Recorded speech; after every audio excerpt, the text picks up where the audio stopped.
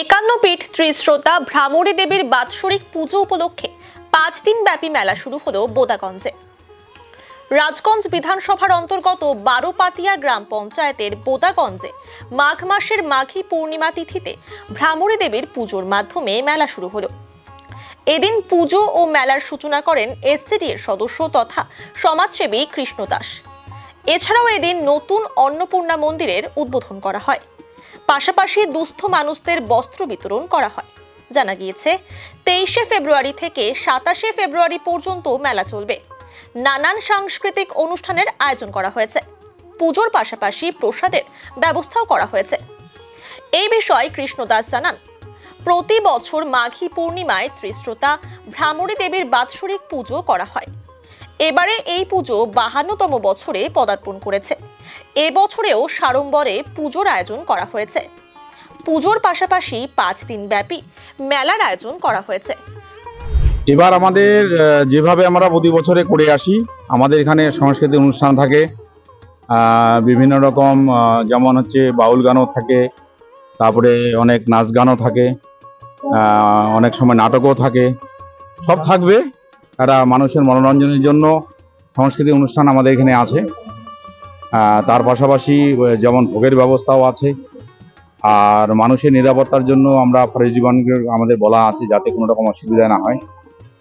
সব মিলিয়ে যেটা হচ্ছে যে যাতে শান্তিপূর্ণভাবে মেলা হয়, তার জন্য আমাদের এখানে কমিটি সবাই সজাগ আছেন এবং সকল ভক্তবৃন্দ যাতে সুস্থভাবে এসে সুস্থভাবে এবং ভালোভাবে এসে পূজা দিতে পারে, তার জন্য সব কিছু ব্যবস্থা। কদিন চলবে এই মেলা? আমাদের 5 দিন ধরে মেলা চলে, তো এবারও তাই চলবে আর কি। নতুন একটা মন্দির উদ্বোধন করলেন? হ্যাঁ, নতুন একটা মন্দির উদ্বোধন হলো। এটা মন্দির অনেক করা মিলেই এটা মন্দির দিছে আর কি, সেই হিসেবে আজকে প্রথম উদ্বোধন। আমাদের শুধুমাত্র এই জায়গায় নয়, টোটাল এই এলাকাটা, অর্থাৎ আমরা জলপাইগুড়ির এই বারোপাটিয়া, মান্তাদারি, এই আমাদের যে সদর ব্লক যেটা আছে, এটা একটা ঐতিহাসিক জায়গা বলা যায়। যেমন এখানে মা ভ্রামরী দেবীর মন্দির, পাশে হচ্ছে আমাদের শিকারপুর অঞ্চলে যদি দেখি সেখানে ভবানী পাঠকের কালী মন্দির। আমরা যদি একটু আগায় যাই সেখানে আমরা দেখব দেবী চৌধুরানী, সেখানে কালী মন্দির। আমরা নতুন করে একটা আনন্দমঠ হাব আমরা করছি এবং খুব সুন্দর জায়গা, সব মিলিয়ে খুব সুন্দর জায়গা। যেমন এখানে আমাদের ফরেস্ট আছে, চা বাগান আছে, নদী আছে, সব মিলেই যদি দেখা যায় যে মানুষ যদি এখানে আসে অন্তত ভালো লাগবে মানুষের। এবং আবহাওয়ার দিক থেকে খুব ভালো জায়গা।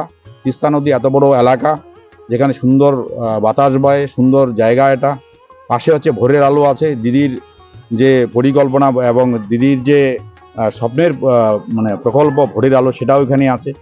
অতএব কোনো লোক যদি এখানে পর্যটন আসে আর কি, তো মোটামুটি খুব ভালো থাকতে পারবে। অলরেডি আমাদের আনন্দমঠে কিছু লোক আসছে এবং খুব আনন্দ পাইছে। তার সঙ্গে সঙ্গে এখান থেকে মন্দির পরিদর্শন, 51 পীঠের 1 পীঠ এটা, এখানে মায়ের পা এখানে আছে, এখানে একটা দর্শন হয়। খুব ভালো জায়গা সব মিলে।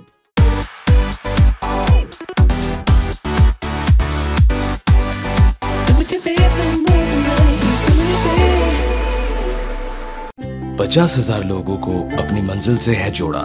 नई उत्साह के साथ आए हैं फिर से थामने आपका हाथ। श्री शांति होंडा।